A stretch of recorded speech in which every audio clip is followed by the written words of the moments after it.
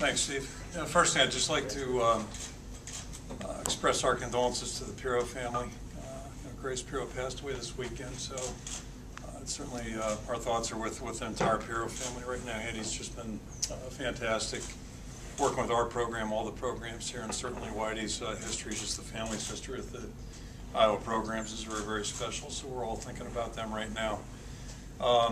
Steve said, we've had a lot going on, obviously the last couple of months here, and the circumstances with Ken's departure is a little different than the other couple of openings that we've had. So, long story short, a lot of things have gone on over the last 4 or 6 weeks, whatever it may be, and I've been very, very busy. But end of the story is I just feel really fortunate that we were able to have Greg join our program. Really excited about that. And I think a couple things. If you look at his body of work, 38 years of coaching, he's had success basically at every level. The numbers pretty much speak for themselves.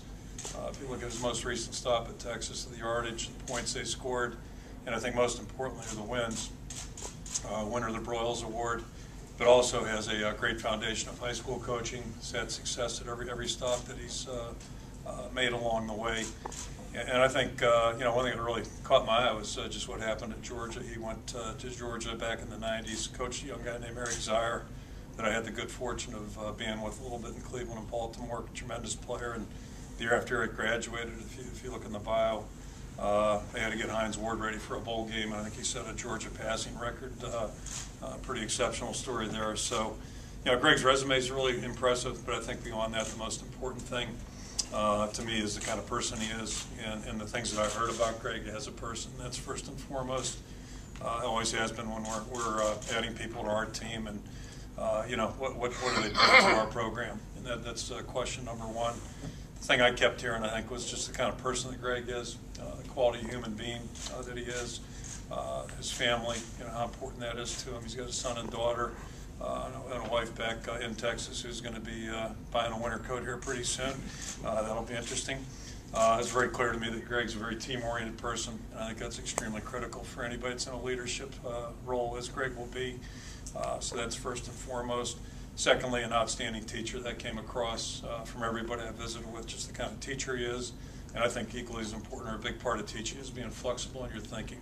And to me, offensive football, defensive football, special teams, no matter where you're coaching, it's all about doing what's best for the players that you have on your roster. And it's always been true in college. And I think with 85 scholarships, that's extremely important. I think you see it in the NFL now too, with the rosters changing the way they are. Have been, as opposed to back in the 80s and previous to that. And then the other thing, I think, certainly being a coordinator, Greg is a proven leader. If you look at his background, talk to people that know Greg through his coaching, he's established himself as a great leader, and obviously that's just critical. So all the numbers, they're important, certainly. The thing I'm most attracted to is the wins. Everywhere he's been, they've had success. And then beyond that, the last thing I'll just interject, resumes tell you so much, but when you talk to people like Joe Philbin, Ken O'Keefe, who know this program, and I think they know Greg extremely well. Joe's got a long history with Greg, and Ken O'Keefe has tapped into that. And then spoke with Jim Caldwell a couple of weeks ago, and the first name out of his box was Greg's name, and then he elaborated on that. Jim and Greg have never worked together. Jim spent a lot of time at Texas. They've done some clinic seminars together, and all three of the guys I just mentioned have been exposed to Greg's teaching abilities, working with players, seeing him in a meeting, talking about ideas and those types of things. And to a man, all three of those guys gave me the same report. So it got me very, very excited, certainly. And again, we're just really thrilled to have Greg here. I feel very, very fortunate, and I'll turn it over to Greg. Thank you, Coach. First of all, I'm extremely excited about joining this family and this program. When word began to leak out that this was a possibility, I can't tell you the amount of coaches, friends that called. They all said the same thing. Have you ever played a game in Kinnick Stadium? And which I have not. And they said the game day atmosphere, the fans, would be just outstanding. So I was excited because I felt like I knew Kurt a little bit because of the names that he mentioned earlier. But to hear everybody talk about the program here, the way things are done, the way the kids are, it was a no-brainer. I've been very fortunate in my career to work with some outstanding coaches. I tried to take a little bit from all the guys I work for and with, and hopefully after all this time, we've kind of come to a certain philosophy. What we will do here will be driven by what we have here. And I say that with reference to when I first went to Texas in '98.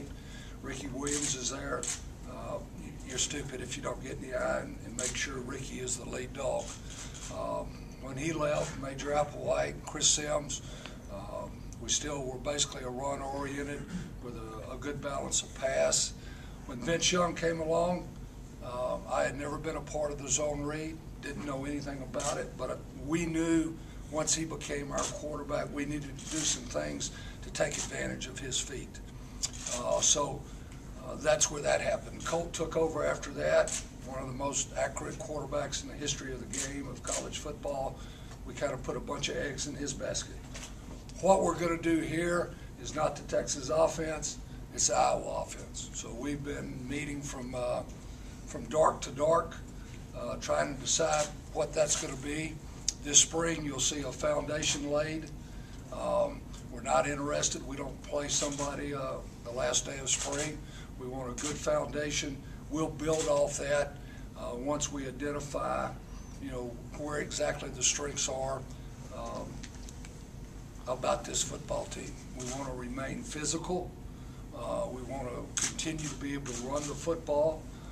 At the same time, we're going to be in some ball games where we're going to have to throw the ball. We want to be proficient enough there.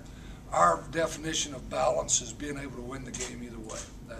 It's not that you run 35 and you throw 35. It's that you can win the game, and whatever that day dictates, you be able to win the game. So that's kind of where we're headed, and I'm looking forward to spring getting started, getting to know the players better, and see where we can go from there.